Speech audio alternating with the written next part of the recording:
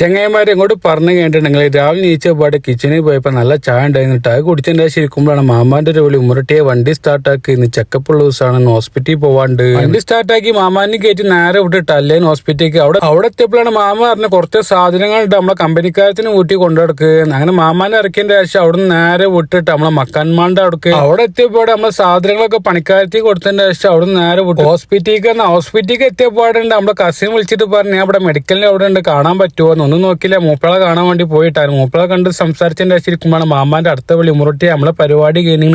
മാമാനും കയറ്റി വീട്ടിലേക്ക് വിടുമ്പോഴാണ് ബാബാന്റെ ഒരു വിളി ഉമ്മറൊട്ടിയെ വണ്ടി സ്റ്റാർട്ട് പള്ളിയിൽ പോവല്ലേ ഞാൻ മാമാനെ അവിടെ ഇറക്കിയതിന്റെ ശേഷം ബാബാനെ വണ്ടി സ്റ്റാർട്ടാക്കി ബാബാനും കയറ്റി നേരെ വിട്ടിട്ട് ആ പള്ളിക്കൊക്കെ അങ്ങനെ നിസ്കാരം കഴിഞ്ഞ് വന്നതിന്റെ ശേഷം ഫുഡ് കഴിക്കലും കഴിഞ്ഞ് നമ്മൾ കെടുക്കാനുള്ള പരിപാടിയാണ് പിന്നെ വൈകിട്ടുണ്ട് മാമാന്റെ ഒരു വിളി ഉമ്മറൊട്ടിയെ വണ്ടി സ്റ്റാർട്ടാക്കി നമുക്ക് മാമാന്റെ ഏട്ടന്റെ വീട്ടിലേക്ക് പോവാണ്ട് ഞാൻ വണ്ടി സ്റ്റാർട്ടാക്കി മാമാനും ബാബാനും കയറ്റിന്റെ ശേഷം നേരെ വിട്ടിട്ട് മാമാന്റെ ഏട്ടന്റെ വീട്ടിലേക്ക് അവിടെ എത്തിയപ്പോൾ ഉമ്മിയോട് നടക്കണം വല്ലാത്ത ജാതിയിട്ട അവിടെ ഞങ്ങൾ നാട്ടുവർത്താനൊക്കെ പറഞ്ഞിരുന്നു പിന്നെ കുറച്ച് കഴിഞ്ഞപ്പോ മാമാന്റെ പരിപാടി കഴിഞ്ഞ് വിളിച്ചപ്പോ പറഞ്ഞപ്പോ നേരെ വീട്ടിൽ കൊണ്ടിറക്കിയപ്പോഴാണ് ബാങ്ക് കൊടുക്കണം കേൾക്കണം നേരെ വിട്ട് പള്ളിക്കൊക്കെ നിസ്കാരം കഴിഞ്ഞ് വന്നപ്പോഴാണ് നമ്മളെ സുലൈമാക്ക പറഞ്ഞ് നമുക്ക് ഭവാദിമാളുടെ ബാക്കിലേക്ക് പോകാണ്ട് കോയത്തീറ്റ വാങ്ങാണ്ട് അങ്ങനെ സുലൈമാക്കാനും കയറ്റി നേരെ വിട്ടിട്ട്